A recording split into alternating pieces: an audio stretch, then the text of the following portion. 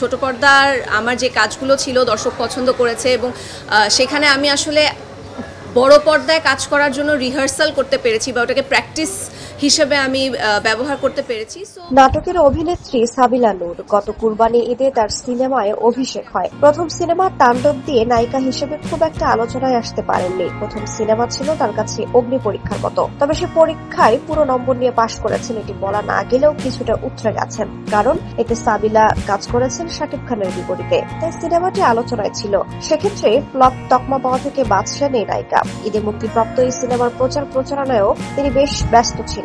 সবাইকে আসলে একটা থ্যাংক ইউ দিতে চাই যে এত সুন্দরভাবে আমাকে ওয়েলকাম করেছে বিগ স্ক্রিনে এবং আমার এবং মেগাস্টার শাকিব খানের কেমিস্ট্রি পছন্দ করেছে। সো ডেফিনেটলি এটা আমার জন্য আসলে অনেক বড় একটা অ্যাচিভমেন্ট। তবে সিনেমা মুক্তির প্রায় 2 মাস পার হয়ে গেলেও তার নতুন কোনো কাজের খবর আর পাওয়া যায়নি। তাছাড়া এই নায়িকা বর্তমানে যুক্তরাষ্ট্রে অবকাশ যাপনে রয়েছেন। এদিকে এর আগেও নাটকের একাধিক অভিনেত্রীকে 2-1টি বাণিজ্যিক সিনেমায় অভিনয় করতে দেখা গেলেও তাদের কাউকেই নিয়মিত পাওয়া যায়নি। তবে এ বিষয়ে সাবিলা নূর জানান, পরিকল্পনা করেই তিনি সিনেমা অঙ্গনে পা রেখেছেন। সিনেমায় তিনি বেড়াতে আসেননি। বছরে কমপক্ষে 2টি সিনেমায় কাজ করার ইচ্ছা তার।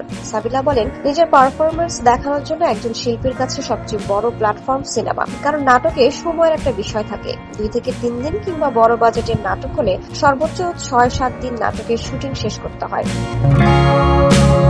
কিন্তু সিনেমায় চরিত্র অনুযায়ী নিজেকে প্রস্তুত করতে লম্বা সময় পাওয়া যায়, শুটিংও হয় সময় নিয়ে। তাই অভিনেত্রী হিসেবে আমার কাছে সিনেমা খুব ভালো প্ল্যাটফর্ম, আমি চাই এখানে নিয়মিত হতে। তিনি আরো বলেন, গত কয়েক বছর দর্শক প্রতি উৎসবে আগ্রহ নিয়ে সিনেমা দেখছেন। এই বিষয়টা আমাকে সিনেমার প্রতি আরো উৎসাহিত করেছে। আমার মনে হয় সিনেমার খুব ভালো একটা সময় এসেছে, ভবিষ্যতে আরো ভালো সময় আসবে, ভিন্ন ধরনের গল্পের সিনেমা তৈরি হবে। সিনেমা ইন্ডাস্ট্রি নিয়ে আমি খুব আশাবাদী।